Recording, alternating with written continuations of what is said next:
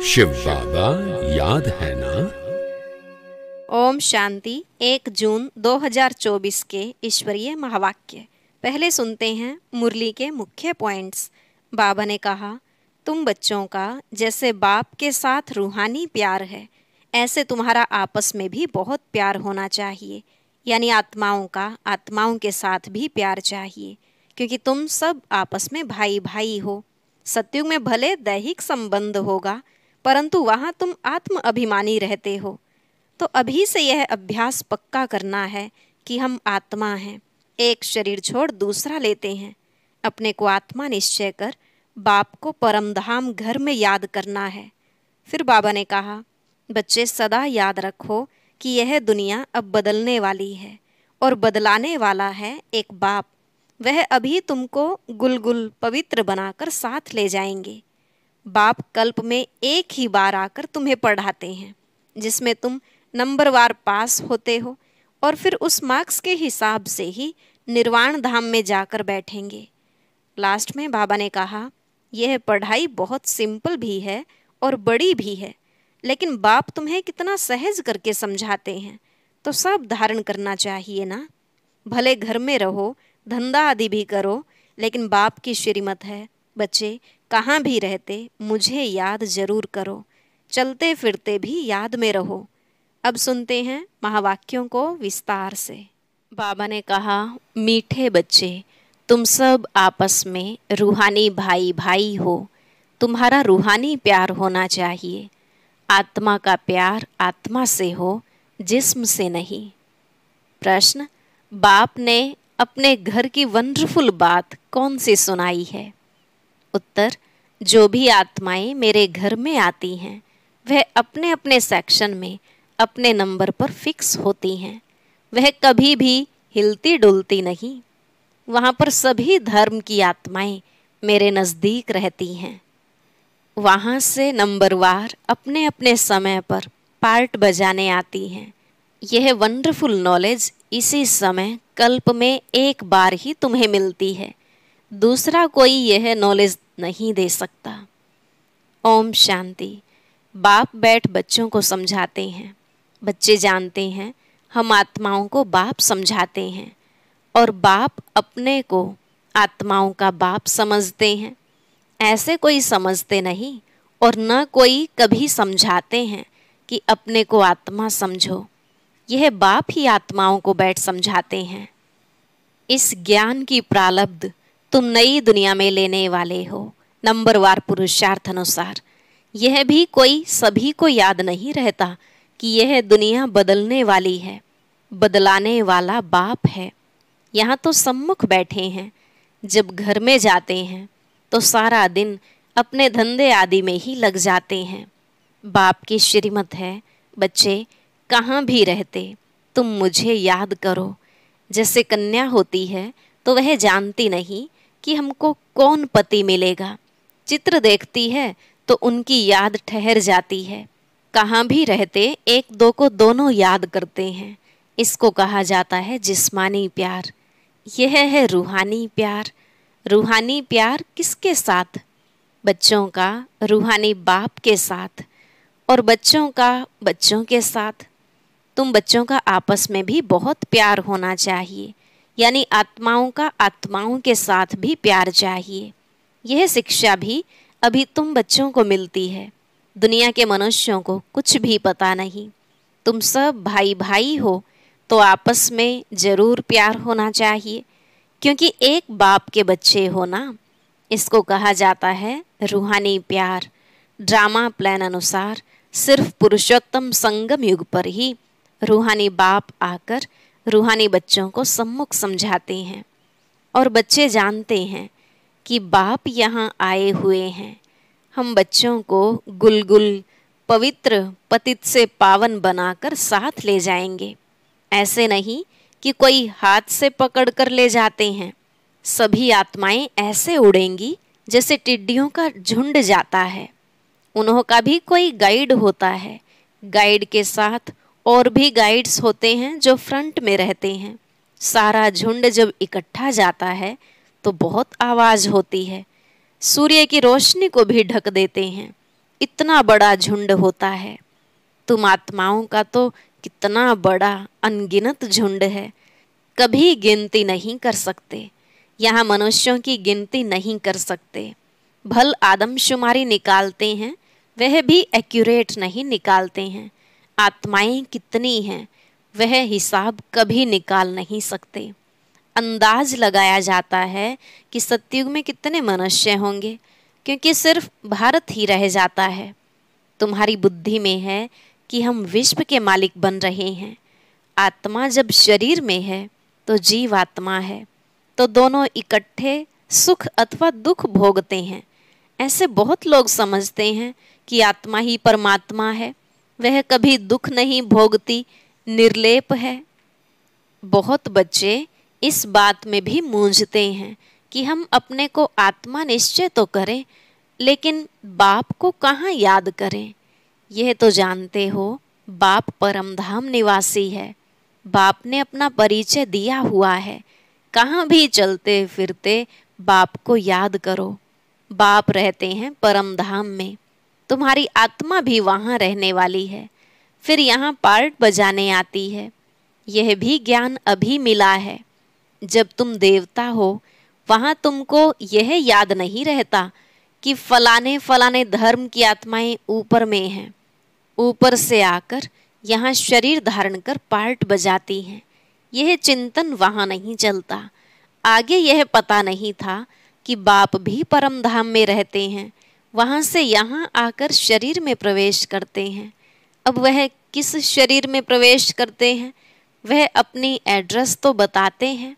तुम अगर लिखो कि शिव बाबा केयर ऑफ परम धाम, तो परम धाम में तो चिट्ठी जा नहीं सकती, इसलिए लिखते ही हो शिव बाबा केयर ऑफ ब्रह्मा। फिर यहाँ की एड्रेस डालते हो, क्योंकि तुम जानते हो बाप यहाँ ही आते हैं, इस रथ में प्रवेश करते हैं। यूं तो आत्माएं भी ऊपर रहने वाली हैं। तुम भाई भाई हो, सदैव यही समझो यह आत्मा है, इनका फलाना नाम है। आत्मा को यहाँ देखते हैं, परंतु मनुष्य देह अभिमान में आ जाते हैं। बाप देही अभिमानी बनाते हैं। बाप कहते हैं तुम अपने को आत्मा समझो और फिर मुझे याद करो। इस समय बाप समझाते हैं, जब मैं यहाँ आया हूँ आकर बच्चों को ज्ञान भी देता हूँ। पुराने ऑर्गन्स लिए हैं, जिसमें मुख्य यह मुख है, आँखें भी हैं। ज्ञानामृत मुख से मिलता है, गौमुख कहते हैं ना, अर्थात माता का यह मुख है। बड़ी माता द्वारा तुमको अडॉप्ट करते हैं। कौन? शिव बाबा। वह यहाँ है ना। यह ज्ञान सारा बुद्धि में रहना चाहिए। मैं तुमको प्रजापिता ब्रह्मा द्वारा अडॉप्ट करता हूँ, तो यह माता भी हो गई। गाया भी जाता है, तुम मात पिता हम बालक तेरे। तो वह सब आत्माओं का बाप है, उनको माता नहीं कहेंगे, वह तो बाप ही है। बाप से वर्षा मिलता है, फिर माता चाहिए। वह यहाँ आते हैं। अभी तुमको मालूम पड़ा है बाप ऊपर में रहते हैं, हम आत्माएं भी ऊपर रहती हैं, फिर यहाँ आती हैं पार्ट बजाने।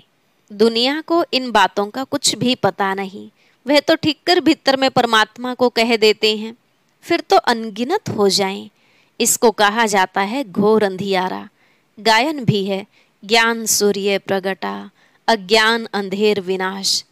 इस समय तुमको ज्ञान है। यह है रावण राज्य, जिस कारण अंधियारा है। वहाँ तो रावण राज्य होता नहीं, इसलिए कोई विकार नहीं, देह अभिमान भी नहीं। वहाँ आत्म अभिमानी रहते हैं। आत्मा को ज्ञान है। अब छोटा बच्चा है, अब हम जवान बने हैं, अब वृद्ध शरीर हुआ है, इसलिए अब यह शरीर छोड़ दूसरा लेना है।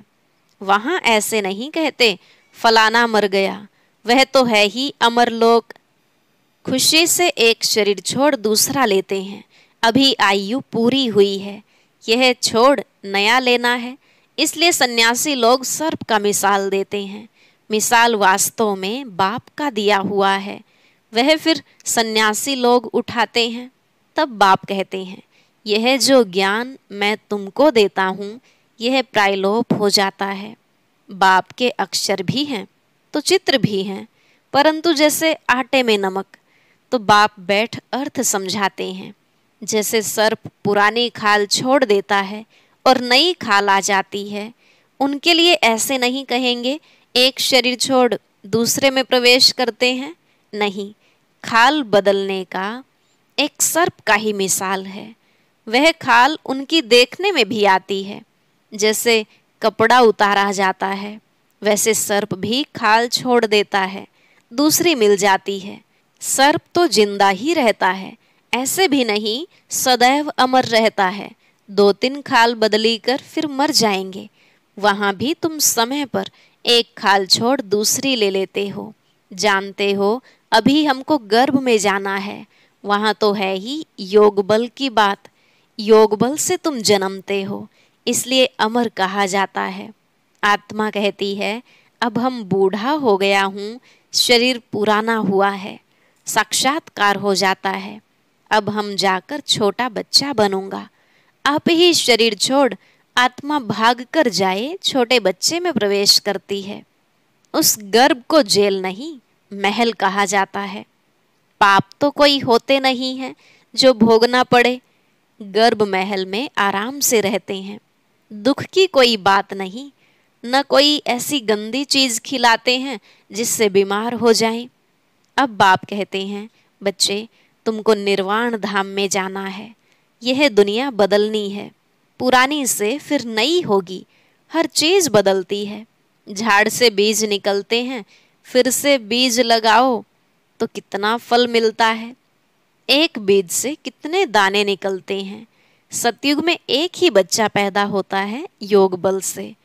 यहाँ विकार से 4-5 बच्चे पैदा करते हैं। सतयुग और कलयुग में बहुत फर्क है जो बाप बतलाते हैं। नई दुनिया फिर पुरानी कैसे होती है, उसमें आत्मा कैसे 84 जन्म लेती है, यह भी समझाया है। हर एक आत्मा अपना अपना पार्ट बजाकर फिर जब जाएगी तो अपनी अपनी जगह पर जाकर खड़ी रहेगी। जगह बदलती नहीं है। अपने अपने धर्म में अपनी जगह पर नंबरवार खड़े होंगे, फिर नंबरवार ही नीचे आना है। इसलिए छोटे छोटे मॉडल्स बनाकर रखते हैं मूल वतन के। सब धर्मों का अपना अपना सेक्शन है। देवी देवता है पहला धर्म, फिर नंबरवार आते हैं, नंबरवार ही जाकर रहेंगे। तुम भी नंबरवार पास होते हो, उन मार्क्स के हिसाब से जगह लेते हो। यह बाप की पढ़ाई कल्प में एक ही बार होती है। तुम आत्माओं का कितना छोटा सिजरा होगा, जैसे तुम्हारा इतना बड़ा झाड़ है। तुम बच्चों ने दिव्य दृष्टि से देखकर फिर यहाँ बैठकर चित्र आदि बनाए हैं। आत्मा कितनी छोटी है, शरीर कितना बड़ा है। सब आत्माएं वहाँ जाकर बैठेंगी, बहुत थोड़ी जगह में नजदीक में जाकर रहती हैं। मनुष्यों का झाड़ कितना बड़ा है। मनुष्यों को तो जगह चाहिए ना, चलने फिरने, खेलने, पढ़ने, नौकरी करने की, सब कुछ करने की जगह चाहिए। निराकारी दुनिया में आत्माओं की छोटी जगह होगी। इसलिए इन चित्रों में भी दिखाया है, बना बनाया नाटक है। शरीर छोड़कर आत्माओं को वहाँ जाना है। तुम बच्चों की बुद्धि में है कि हम वहाँ कैसे रहते हैं और दूसरे धर्म वाले कैसे रहते हैं, फिर कैसे अलग अलग होते हैं नंबरवार। यह सब बातें तुमको कल्प कल्प एक ही बाप आकर सुनाते हैं। बाकी तो सभी हैं जिस्मानी पढ़ाई, उनको रूहानी पढ़ाई नहीं कह सकते हैं। अभी तुम जानते हो हम आत्मा हैं। आई माना आत्मा, माई माना मेरा यह शरीर है। मनुष्य यह नहीं जानते, उन्हों को तो सदैव दैहिक संबंध रहता है। सतयुग में भी दैहिक संबंध होगा, परंतु वहां तुम आत्म अभिमानी रहते हो। यह पता पड़ता है कि हम आत्मा हैं। यह हमारा शरीर अब वृद्ध हुआ है, इसलिए हम आत्मा एक शरीर छोड़ दूसरा लेते हैं। इसमें मूंझने की भी कोई बात नहीं है। तुम बच्चों को तो बाप से राजाई लेनी है, जरूर बेहद का बाप है ना। मनुष्य जब तक ज्ञान को पूरा नहीं समझते हैं तब तक अनेक प्रश्न पूछते हैं। ज्ञान है तुम ब्राह्मणों को। तुम ब्राह्मणों का वास्तव में मंदिर भी अजमेर में है। एक होते हैं पुष्करणी ब्राह्मण, दूसरे सार सिद्ध अजमेर में ब्रह्मा का मंदिर देखने जाते हैं। ब्रह्मा बैठा है, दाढ़ी आदि दी हुई है, उनको मनुष्य के रूप में दिखाया है। तुम ब्राह्मण भी मनुष्य के रूप में हो। ब्राह्मणों को देवता नहीं कहा जाता है। सच्चे सच्चे ब्राह्मण तुम हो, ब्रह्मा की औलाद। वह कोई ब्रह्मा की औलाद नहीं है। पीछे आने वालों को यह मालूम नहीं पड़ता है। तुम्हारा यह विराट रूप है, यह बुद्धि में याद रहना चाहिए। यह सारी नॉलेज है जो तुम कोई को अच्छी रीति समझा सकते हो। हम आत्मा हैं, बाप के बच्चे हैं। यह यथार्थ रीति समझकर यह निश्चय पक्का पक्का होना चाहिए। यह तो यथार्थ बात है। सभी आत्माओं का बाप एक परमात्मा है। सभी उनको याद करते हैं। हे भगवान, मनुष्यों के मुख से जरूर निकलता है। परमात्मा कौन है यह कोई भी नहीं जानते हैं, जब तक कि बाप आकर समझाएं। बाप ने समझाया है। यह लक्ष्मी नारायण जो विश्व के मालिक थे, यही नहीं जानते थे तो ऋषि मुनि फिर कैसे जान सकते। अभी तुमने बाप द्वारा जाना है। तुम हो आस्तिक, क्योंकि तुम रचयिता और रचना के आदि मध्य अंत को जानते हो। कोई अच्छी रीति जानते हैं, कोई कम। बाप सम्मुख आकर पढ़ाते हैं। फिर कोई अच्छी रीति धारण करते हैं, कोई कम धारण करते हैं। पढ़ाई बिल्कुल सिंपल भी है, बड़ी भी है। बाप में इतना ज्ञान है जो सागर को स्याही बनाओ तो भी अंत नहीं पाया जा सकता। बाप सहज करके समझाते हैं।